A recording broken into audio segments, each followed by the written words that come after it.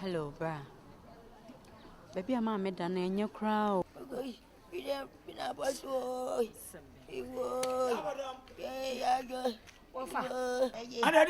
Wafa mese yesa saburo yaba wura nsu asahwe wasan so akohwe ase ani so se na poso yo ene ya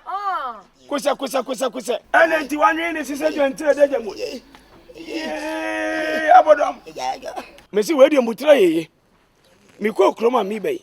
kofi krom pharmacy adawro manti okofa kebam ba yeye manya bie masa ato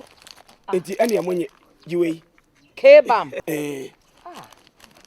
hwe obiale wi a won fa ntwitwi na wona ade achi a obetie sise wo bonam ya wi a okotojwe wo sise ya wi a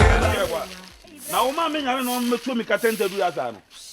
ha to buati anura me da hweche kikira ichichi okotojwe maposo me ti nya me ho hwe ene ba ne se okuta pra ati abusani agoro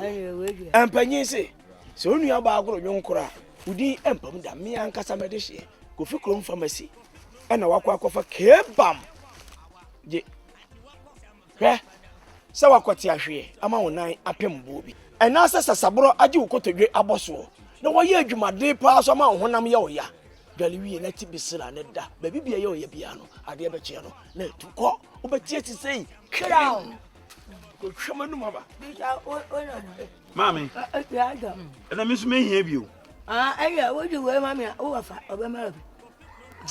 Debi mami mfa we ngo. Opedudu etu Kokofi Chrome Pharmacy, La opposite Melcom. Fre 0302 788 071 Ana 0246 76 24 24. Kebam Ohobet Tontem. FDA aji edwedi nkratu yatum.